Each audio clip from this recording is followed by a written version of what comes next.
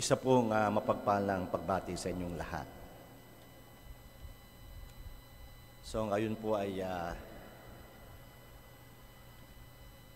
ika-12 linggo sa ordinaryong kapanahunan, Lunes. So yesterday we celebrated the 12th Sunday in ordinary time. The gospel was about from Matthew chapter 10 verses 23 to 33.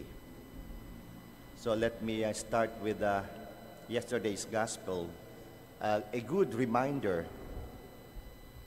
So Jesus said yesterday, nothing is concealed that will not be revealed, nor secret that will not be known.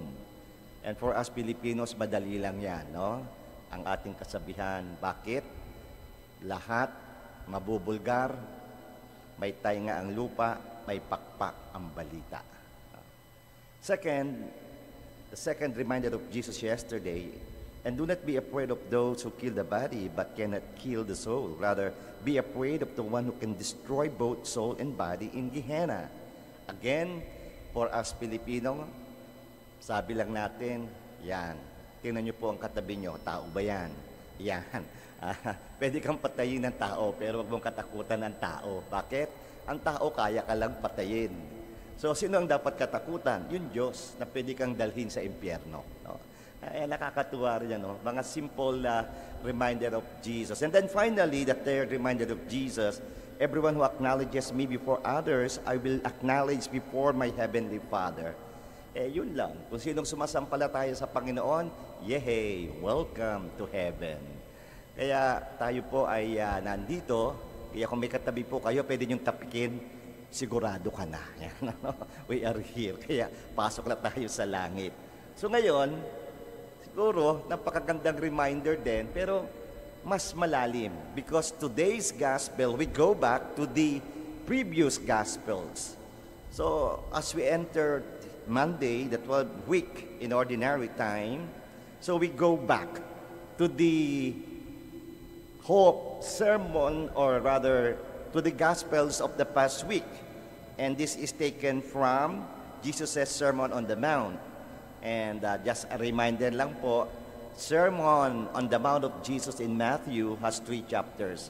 Chapter 5, chapter 6, chapter 7. Patapos na po ngayon. Kaya gusto kong reviewin para mas maganda. Ang unang Sermon of the Mount of Jesus in chapter 5, he started with the Beatitudes. Ang ganda nyo na, no?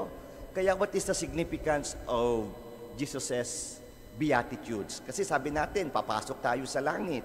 Ito po ang gusto ni Jesus sa Sermon on the Mount, particularly in the Beatitude. The most concise summary of the spiritual life of humanity. Kaya kung gusto natin to grow spiritually, this is the concise summary of the spiritual life. Galing pa, no? Of all humanity. Pero, for us, followers of Jesus, the purpose of the Beatitudes is to inspire Christians to live according to the traits Jesus describes. Kaya kung gusto pa natin makapasok sa langit, tanungin natin yung ugali natin, yung traits natin. Ito ba ay tugma sa kagustuhan ni Jesus? Kaya yung Beatitudes, kaya napakaganda, no? Ngayon, sinasabi sa atin ngayon, simple lang. Kung gusto pa natin pumasok sa langit, balik tayo ngayon nga, stop judging that you may not be judged. Kadalasan napaghusga po tayo, no? Lalo na pagka religious ka siguro, sister, no? Tapos nag-aaral ka ng morality. ang daming judgment, ano? But again, Jesus is reminding us this afternoon, why do you notice the splinter in your brother's eye but do not perceive the wooden beam in your own eye? Marami rin tayong kahinaan eh. Marami rin tayong pagkakamali. Bakit yung pagkakamali ng iba lang ating nakikita? And you know, they say, what is the best way to check a brother or a sister na nagkakamali? Hindi yung sermon eh, hindi yung pangaral.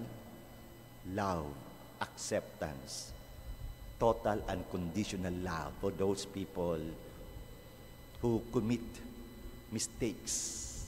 So finally, Jesus said, "You hypocrite, remove the wooden beam from your eye first, then you will see clearly to remove the splinter from your brother's eye. So tayo po ay nandito para magnilay-nilay. If you really want to enter God's kingdom, then just follow the reminders of Jesus. We pause for a moment, close our eyes, bow our heads, as we spend some moments of silence.